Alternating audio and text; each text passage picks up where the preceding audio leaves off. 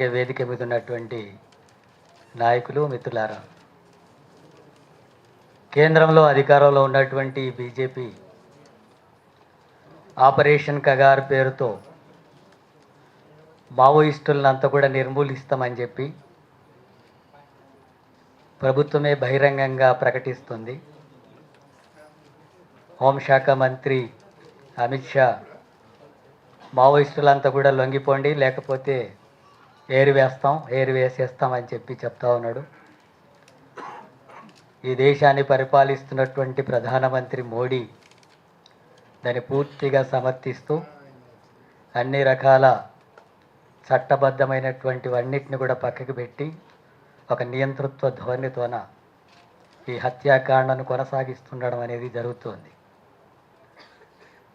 ఎన్కౌంటర్ల పేరుతో బూటకపు ఎన్కౌంటర్లకు పాల్పడుతున్నటువంటి ఘటనలే జరుగుతూ ఉన్నాయి.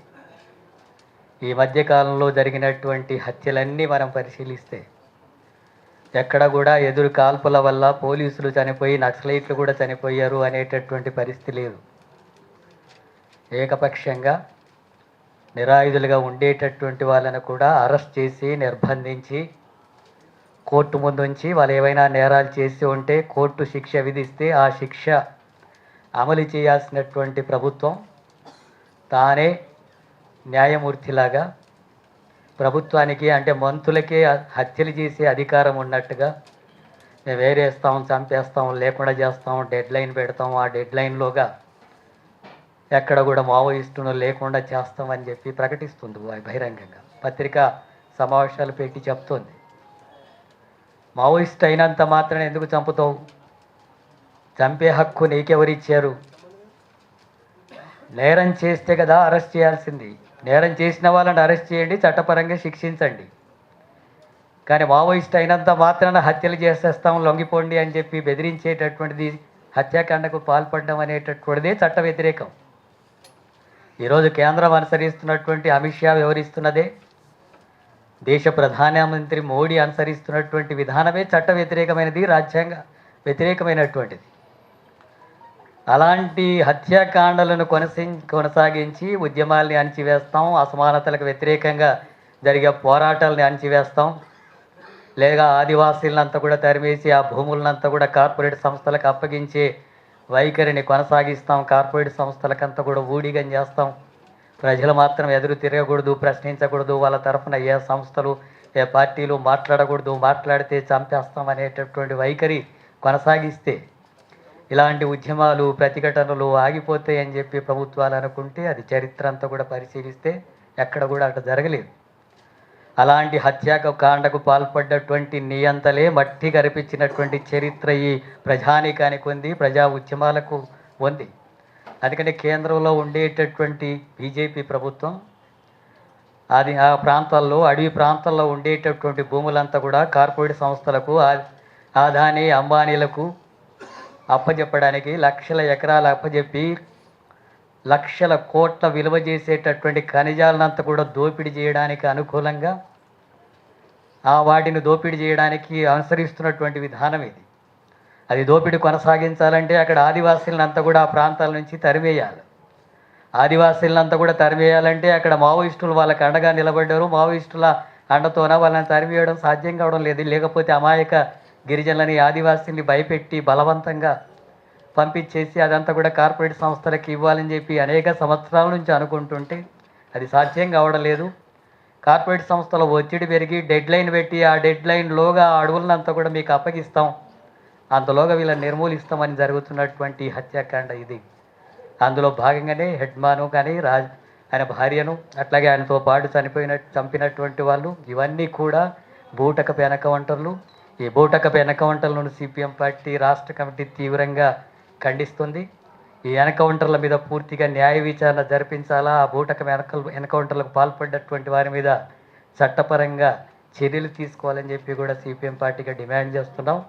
అట్లాగే ఆపరేషన్ కగార్ను వెంటనే నిలిపివేయాలా, మావోయిస్టులు చర్చలు జరుపుతామని చెప్పి చాలా ముందు నుంచి ప్రకటన చేశారు. అన్ని పార్టీలు, ముఖ్యంగా కమ్యూనిస్ట్ పార్టీలు, ప్రజాతంత్ర ఉద్యమాలు, మేధావులు, ప్రజా సంఘాల నాయకులంతా కూడా చర్చలను జరపాలని చెప్పి కోరారు.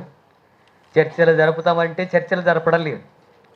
చర్చలు జరపడానికి ప్రభుత్వం ముందుకు రావడం లేదు. మీరు లొంగిపోండి లేకపోతే చంపేస్తాం తప్ప చర్చలు అనేటటువంటిది లేదు అని చెప్పేటటువంటి వైఖరి ఎక్కడ లేదు. పాకిస్తాన్తో జరిగినటువంటి యుద్ధం సందర్భంగా కూడా చర్చలు జరుపుతారు. లేదా ఇతర ఉగ్రవాదులు ఎప్పుడైనా నిర్బంధించి మంత్రులను ఎవరినో నిర్బంధిస్తే వాళ్ళని వదిలిపెట్టడానికి కూడా ఉగ్రవాదులతో చర్చలు జరుపుతారు. కానీ ఒక పార్టీ మేము ఈ విషయాల మీద చర్చలు జరపడానికి ప్రభుత్వంతో సిద్ధంగా ఉండమంటే చర్చలు ఎందుకు జరపరు? చర్చలు జరుపుతామన్నా సరే ఎందుకు పట్టుకొని కాల్చి చంపేస్తున్నారు? ఎందుకు డెడ్లైన్ పెడుతున్నారు? ఎందుకు ఆపరేషన్ కగార్ అంటున్నారు? ఎందుకు అంత పెద్ద ఎత్తున బలగాలనంతా కూడా దించి అక్కడంతా కూడా తీవ్రమైనటువంటి అణచివేతకు పాల్పడుతున్నారు? ఆదివాసీల మీద తీవ్రమైనటువంటి నిర్బంధాన్ని కొనసాగిస్తున్నారు. ఇప్పుడిప్పుడే కొద్దిగా హక్కులు తెలుసుకొని అడుగుతున్నటువంటి ఆదివాసీల్ని అణిచివేసే కార్యక్రమం జరుగుతుంది. మహిళల మీద దాడులు జరుగుతున్నాయి. అక్కడ నిర్బంధంతో లేనటువంటి స్థితి చేస్తున్నారు. అలాంటి నిర్బంధాలను సృష్టించేటటువంటి వైఖరి కొనసాగించడం అనేటటువంటి దాన్ని సిపిఎం పార్టీ తీవ్రంగా ఖండిస్తుంది. మావోయిస్టు పార్టీలతో ఉండేటటువంటి సిద్ధాంతపరంగా చూసినప్పుడు సిపిఎం పార్టీకి మావోయిస్టు పార్టీ సిద్ధాంతానికి కూడా భిన్నమైన విషయాలు ఉన్నాయి. మేము వాళ్ళు విభేదించే విషయాలు ఉన్నాయి. విభేదించే విషయాలు వేరు, కానీ హత్యలు జరపడం వేరు, బూటకపు ఎన్కౌంటర్లు జరపడం వేరు. ఎవరి మీదైనా సరే అలాంటి పద్ధతుల్లో దాడులు చేసి హత్యకాండకు పాల్పడడం అనేటటువంటిది అది రాజ్యాంగ వ్యతిరేకమైనటువంటిది, చట్ట వ్యతిరేకమైనది. చట్ట వ్యతిరేకంగా ప్రభుత్వం వ్యవహరిస్తున్నప్పుడు, ప్రభుత్వాలే పాలకులే చట్ట వ్యతిరేకంగా వ్యవహరిస్తున్నప్పుడు ఇక కోర్టులు కూడా దానికి సరైనటువంటి పద్ధతిలో స్పందించి న్యాయం చేయలేనటువంటి పరిస్థితి వస్తున్నప్పుడు ప్రజలే తగినటువంటి పద్ధతిలో తిరుగుబాటు చేస్తారు. ప్రభుత్వాలకు తగిన గుణపాఠం చెప్పేటటువంటి పరిస్థితులు వస్తాయి. ఆ నేపథ్యంలోనే ఇప్పటికైనా కేంద్ర ప్రభుత్వాన్ని సిపిఎం పార్టీ డిమాండ్ చేస్తుంది. వెంటనే ఆపరేషన్ కగార్ని ఆపివేసి బూటకపు ఎన్కౌంటర్లను ఆపేసి మావోయిస్టులతో చర్చలు జరపాలని చెప్పి సిపిఎం పార్టీగా డిమాండ్ చేస్తున్నాం.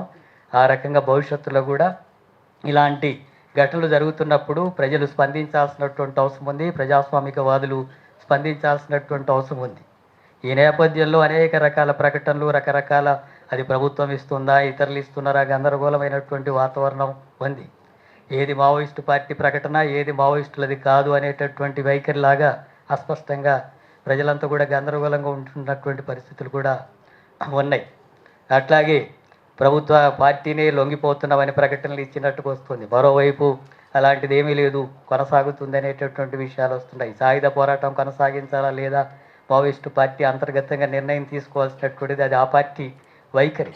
కానీ ప్రభుత్వాలు మాత్రం చట్ట ప్రకారం వివరించాలా, చట్ట ప్రకారం వివరించడానికే వాళ్ళు అధికారంలోకి వచ్చారు. ప్రజల ఓట్లతోనే అధికారంలోకి వచ్చి పార్లమెంట్లు, చట్టసభల్లో ఈ రాజ్యాంగాన్ని, చట్టాలని అమలు చేస్తామని చెప్పి హామీ ఇచ్చి అట్లా ఓట్లు వేసుకొని అధికారంలోకి వచ్చిన తర్వాత వాటన్నిటిని పక్కగా పెట్టి అణిచివేసే కార్యక్రమానికి కొనుక్కుంటుంది. ఒక మావోయిస్టుల మీదనే కాదు, మొత్తం ప్రజాతంత్ర ఉద్యమాల మీదనే ఇలాంటి వైఖరి కొనసాగిస్తుంది. ఈ దేశంలో ఉండేటటువంటి కోట్లాది మంది కార్మికులు పోరాడి సాధించుకున్నటువంటి హక్కుల్ని కాలరాస్తూ 29 కోళ్లను 4 కోళ్లుగా మనిషి మీరు సంఘం పెట్టుకోకూడదు, సమ్మె చేయకూడదు, ఎలాంటి వేతనాలు అడగకూడదు, యజమానులు చెప్పినట్టుగానే వినాలని చెప్పి కార్పొరేట్ సంస్థలకు అనుకూలంగా చట్టాలు తెస్తుంది. అంటే కార్మిక వర్గాన్ని అణచివేస్తుంది.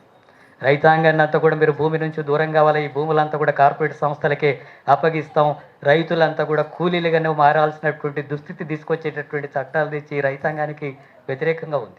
ఉపాధి కూలీల హక్కులు అమలు చేయడం లేదు, వాళ్ళకి నిధులు కేటాయించడం లేదు, పని కల్పించడం లేదు. ఆ రకంగా వాళ్ళకు వ్యతిరేకంగానే ఉంది. అలాంటి ఉద్యమాలనంతా కూడా అణచివేస్తుంది. దళితులు, గిరిజనులు, బలహీన వర్గాలు, మైనార్టీలు, మహిళలు వాళ్ళ మీద దాడులు, దౌర్జన్యాలు, హత్యలు, అత్యాచారాలు జరుగుతుంటే, సాంఘిక బహిష్కరణలు జరుగుతుంటే, కుల దురంకార హత్యలు జరుగుతుంటే చట్టాలు ఏమి అమలు జరగడం లేదు. చట్టాలు అమలు చేసేటటువంటి పద్ధతుల్లో కేంద్ర రాష్ట్ర ప్రభుత్వాలు అమలు చేస్తున్నటువంటి విషయాలు లేవు.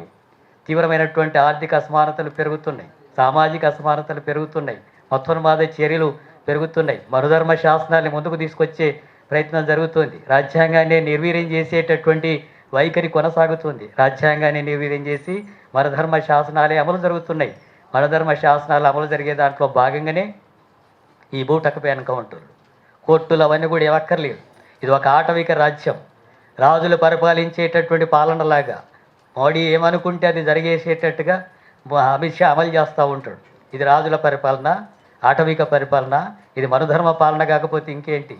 కాబట్టి ఇది పెద్ద ఎత్తున ప్రజా వ్యతిరేకమైనటువంటి ఉద్యమాలు ప్రజలకు సంబంధించినటువంటి ఉద్యమాల్ని అణిచివేసేటటువంటి క్రమంలో జరిగేటటువంటివి ఈ దాడులు, ఈ దౌర్జన్యాలు, ఈ హత్యాకాండలు, గూడక ఎన్కౌంటర్లు, వీటన్నిటిని కూడా ప్రజలంతా కూడా ఖండించాల్సినటువంటి అవసరం ఉంది. ప్రభుత్వానికి తగిన గుణపాఠం చెప్పాల్సిన అవసరం ఉంది. అది ప్రజలే చైతన్యవంతంగా అలాంటి పరిస్థితుల్లోకి తీసుకొచ్చేటట్టుగా మన పాత్ర కూడా ఉండాల్సి ఉంటుందని చెప్పి తెలియజేస్తూ ఈ అవకాశం ఇచ్చినందుకు ధన్యవాదాలు తెలియజేస్తూ ముగిస్తున్నాను.